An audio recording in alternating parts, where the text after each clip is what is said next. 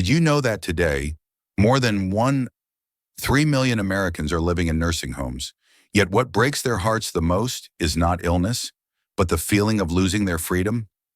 Many admit they feel as though they've been cut off from life itself, from their memories, and from the home they once cherished. If you're over 60, have you ever imagined the day your children might have to place you in a nursing home?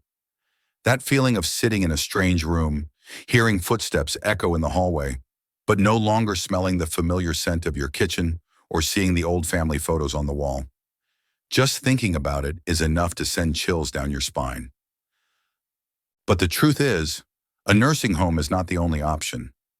There are still ways to live that allow you to hold on to your independence, your peace, and your joy. And today, I want to share with you 6 better choices to preserve happiness and freedom in your later years. Before we begin, if you too want to live a later life full of independence and joy, hit the subscribe button and turn on the notification bell. And please comment 1 if you want to live in your own home, or 0 if you think a nursing home would be the final option. I genuinely want to know your perspective. So, what is the first choice? It's aging in place, living in your very own home, with the right support. I remember meeting Charles, now 78. After his wife passed away, his children worried because of his age, afraid he couldn't manage on his own. But Charles was determined to stay in the house where he and his wife had spent more than 40 years together. What was the solution? He hired a healthcare worker to visit weekly, installed safety alert devices, and leaned on help from his neighbors. When I asked him why he didn't want to move into a nursing home, he smiled gently and said, "Because this house holds all of my memories. Here, I feel like I'm truly alive." And indeed, studies show that older adults who live in familiar surroundings are less likely to suffer from depression and face a lower risk of memory decline. This brings us to an important lesson. Sometimes, keeping happiness in later life doesn't mean finding a new place, but preserving the old one, with the right support at the right time. But of course, not everyone can or even wants to live alone in their old house. So, what other options are there? Let's move to the next choice. Choice 2, living with children and family. And after speaking with Charles, I was reminded of another story, this time about Linda, now 82, who lives in Ohio. After her husband passed away, she decided to move in with her daughter and 2 grandchildren. At first, she worried about becoming a burden. But just a few months later, she realized that living with her children not only ensured she had someone to care for her, but also brought her a joy that no nursing home could ever provide: the sound of children's laughter filling the home. Every morning, Linda sits on the porch, sipping her coffee, listening to the kids laugh as they play, while admiring the flowers in the garden. She said, "What makes me happiest is not that someone cooks for me, but that I see my daughter no longer worried, and my 2 grandchildren growing up in the love of 3 generations." Studies in the U.S. have also shown that older adults living in multi-generational households are less likely to suffer from depression and often live longer, because emotional connection is a kind of free medicine that no institution can replace. Of course, living with children comes with its challenges. Differences in lifestyle, issues of privacy, or the busy schedules of younger generations can all create friction. But if families learn to listen and respect each other's space, the bond of 3 generations can become an incredibly strong source of support. For many people, this choice brings a sense of safety, happiness, and the reassurance that they never have to feel like they are living alone in this world. But what if you don't want to burden your children, or if they live too far away? There's still another solution, one that offers closeness with friends while allowing you to keep your independence. That's where choice 3 comes in: living with friends of the same generation. I still vividly remember the story of Robert, 78, who used to be a history teacher in Texas. After his wife passed away, he lived alone in his old house, spending his days between the TV and his familiar armchair. But one day, at a class reunion, He met three close friends from his university days, and they came up with a bold idea. Instead of each of them living in isolation, why not pool their money to rent a large house and live together? And so, the four old friends moved into a suburban home. Each had his own private room, but the kitchen, living room, and garden were shared. Every evening, they took turns cooking, enjoying dinner while sharing stories from the past.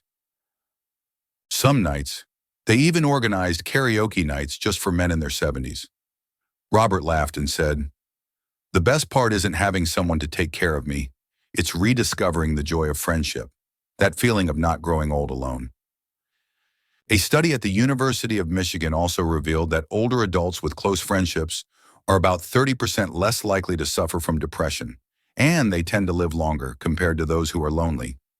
Friends bring laughter, endless conversations, and, most importantly, a sense of understanding that even children and grandchildren may not always provide.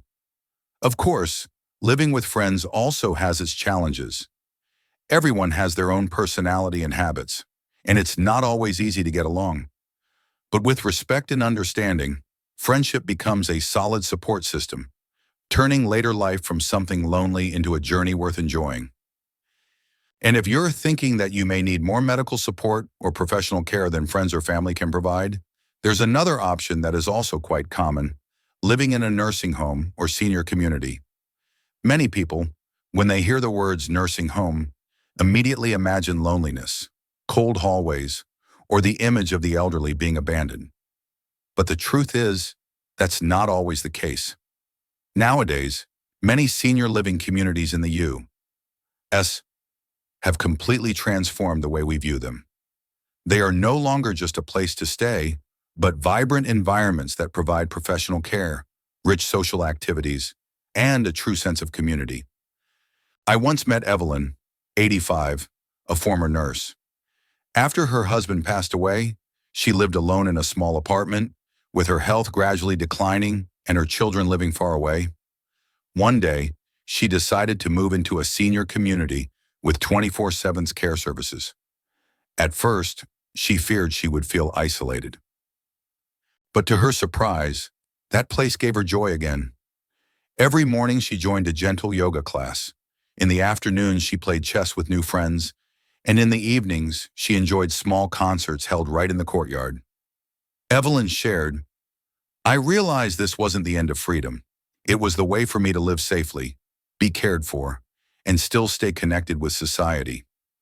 According to research from the National Institute on Aging, older adults who live in active and well-organized senior communities often maintain better mental health, reduce their risk of memory decline, and even extend their lifespan. The key is that these environments are specifically designed for seniors, from healthy meal plans and medical staff always ready to help, to social activities that ensure they never feel isolated. Of course, this option isn't for everyone. The cost can be a burden, and some people simply don't feel comfortable with the idea of leaving the home they've cherished for decades. But for those who need regular medical care or don't want to live alone, this truly can be a solution that brings peace and quality of life. And then, there's another choice, one that sounds like the complete opposite: living alone. At first, it might sound scary, but for many older adults, this is the path that gives them the greatest freedom and sense of autonomy. When people hear living alone after 70, they often think immediately of loneliness, emptiness, or even danger. But the truth is, for quite a few older adults, it's exactly what brings them privacy, independence, and the feeling of being in control of their own life. I remember Robert, 78, a retired high school teacher in Texas. After his wife passed away and his children had their own families far away, he faced a choice: move in with his children or stay by himself in his small, suburban home. Despite everyone's concern, Robert chose to live alone. At first, he spent long evenings sitting on the porch, overwhelmed by emptiness. But instead of drowning in grief, he began to build a new rhythm for his life. Morning walks around the neighborhood, afternoons reading and writing down memories of his teaching years, in evenings spent gardening. He even learned to use Zoom to talk with his children and grandchildren each week. And in that solitude, he said, "I found myself again. I learned how to listen to and love myself more deeply." Science also supports this. Research from AARP shows that living alone doesn't necessarily mean living unhappily. Older adults who maintain social connections, join clubs, or engage in community activities often report high levels of happiness and mental health, even if they live by themselves. The real issue isn't whether someone else is in the house, but whether you still have meaningful connections in your life. Of course, living alone also carries risks. A fall that no one notices, an illness that goes undetected for too long. That's why many older adults choose to install medical alert systems, maintain regular contact with their children and grandchildren, and follow a consistent daily routine to ensure safety. For many, living alone is not a sign of loneliness, but rather a final declaration. I can still be in charge of my own life, even in my later years.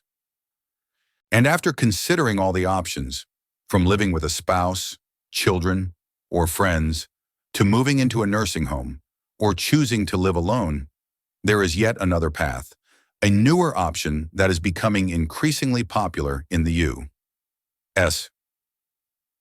The hybrid living model, a lifestyle that combines independence with support when needed. This is exactly what we'll explore next. There is a growing trend reshaping how Americans think about aging. The flexible, hybrid living model. It's not entirely living alone, nor is it complete dependence on children or a nursing home. Instead, it's a balanced choice, maintaining independence while having support available whenever necessary. I remember Patricia, 81, a former nurse in California. After her husband passed away, she didn't want to burden her children, but she also worried about the dangers of living alone. In the end, she chose a senior co-housing community, a neighborhood designed for older adults, where each person has their own apartment but shares common spaces like gardens, dining areas, or fitness rooms. Every afternoon, Patricia can sip tea and chat with her neighbors, yet each evening she returns to the privacy of her own apartment. She said, "I feel both free and safe, with no fear of loneliness anymore." Studies on aging in place in the U.S. also show that the combination of independence and support is the key to maintaining both physical and mental health in later years. This model also tends to be less costly than traditional nursing homes, while still providing peace of mind for families. In many states, independent living and assisted living communities are becoming increasingly popular, especially because they allow seniors to choose the level of support that best matches their health and lifestyle needs. The greatest strength of the flexible living model is that it gives seniors the power of choice. When you are healthy, you can remain independent, cooking your own meals, taking walks, enjoying daily life. When your strength declines, you can add support, medical care, assistance from staff, or extra services. There's no sudden cutoff between independence and dependence, just a softer, safer journey. The key is this. Every older adult can consider and choose the model that fits them best. And that brings us to the final message. No matter how you decide to live after 70, the most important thing is not the place itself, but the sense of peace, happiness, and self-respect you carry. Looking back, we've explored 6 important choices for life after 70. 7S, living with a spouse to share love. Living with children and grandchildren to find family connection. Living with friends, so laughter is never missing. Choosing a nursing home or senior community for professional care. Living alone to fully enjoy freedom. And finally, the flexible living model, where independence and support can exist side by side. Each choice has its own strengths and challenges, but the common truth is this. Happiness in later life is not defined by where you live, but by how you create joy, connection, and peace for yourself. You may not need to make a decision today, but it's never too early to start thinking. What kind of life will bring me comfort, safety, and joy in the years ahead.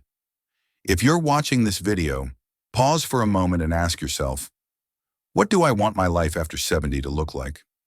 Write it down, share it with loved ones, or simply leave a comment below. I'd truly love to hear your thoughts. And if you agree that seniors deserve more choices beyond nursing homes, comment 1. If you're still unsure, comment 0 so we can start the discussion together. Don't forget to like, share, and subscribe, because each interaction from you helps spread these meaningful messages to other older adults who may need encouragement and guidance. And if you care deeply about health and the subtle signs of aging, don't miss the next video. 5 quiet signs. Your elderly loved one may be in their final year. It's an important topic, sometimes hard to face, but one that can help you and your family prepare emotionally and live more fully with your loved ones. Let's continue this journey together in the next video.